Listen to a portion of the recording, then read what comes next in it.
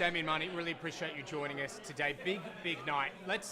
Lots to talk about. Let's start with Stackla, though. Co-founder of Stackla, just tell us about the business. Yeah, so Stackla is a user-generated content marketing platform, and effectively we work with a whole lot of B2C marketers who need content.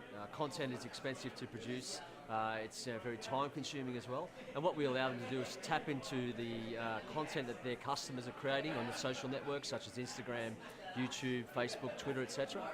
We bring that into our platform, we apply machine learning to it to make sense of it, apply metadata to it, and then we effectively provide them with publishing recommendations, and they utilise that content on their website or in Facebook ads or anywhere that they need content.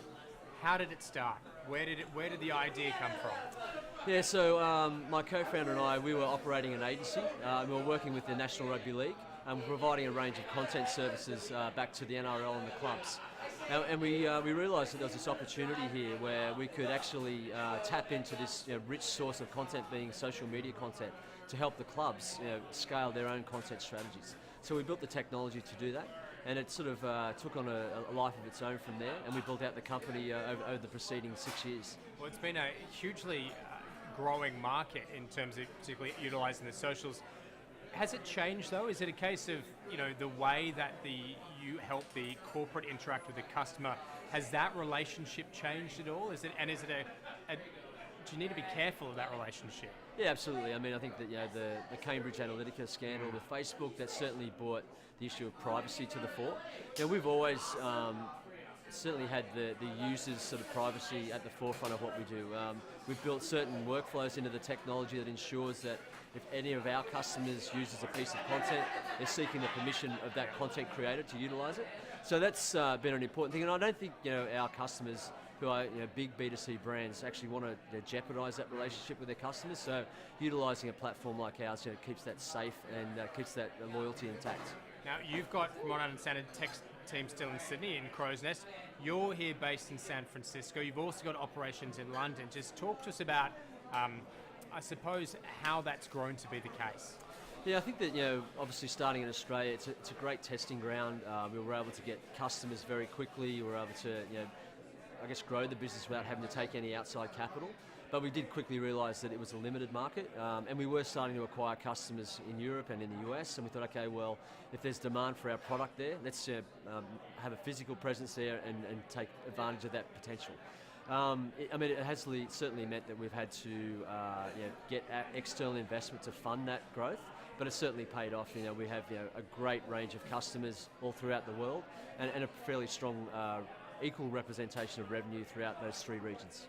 On a personal level, what's it like being here? I mean, the fated San Francisco Bay Area, Silicon Valley, as someone who's actually here living and breathing it, what's it actually like?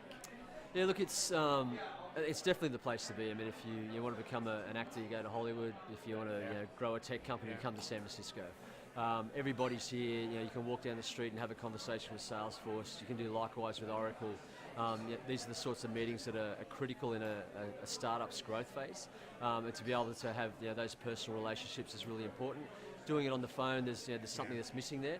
So being able to conduct those types of meetings, tap into those types of networks, access to capital is also an important thing as well. Access to events, and of course access to customers. I mean, we've always had customers before capital is one of our mottos at Stackla, and being able to access some of the biggest customers and the biggest logos in the world in this market has been another huge advantage for us. Does Australia still have a long way to go? As far as catching up? Yeah. Yeah, look, I think that, certainly the size of the market, it's always going to be a smaller market than the US. I think that there's plenty of things happening at the moment that are trying to sort of stimulate the industry, and I think that we've certainly benefited from those things. There can be more done. I think more access to capital would be a critical thing, and just allowing things like the free flow of skilled migrant labour into the country is really critical. Without them, I don't think Stackla would be where it is at the moment. We have a huge representation of migrant labour in our team. I think that the government is slowly playing catch up on those types of things. The R&D grant is an invaluable thing for Stackla as well. And look, just finally, we just hit the new year, 2019. What's the plan? What's the ambition? What's happening for Stackla in 2019? Look, we're just trying to grow. We just want to grow. It's been our motto for since we started. We've got tons of fantastic opportunities that are going to present themselves to us this year. A lot of them have been in the making for quite a while, and things don't necessarily happen overnight. But just seeing I guess a lot of hard work come to fruition and pay off for us. Fantastic, Damien Mahoney. Really appreciate you speaking to us. Thank you. Thank you.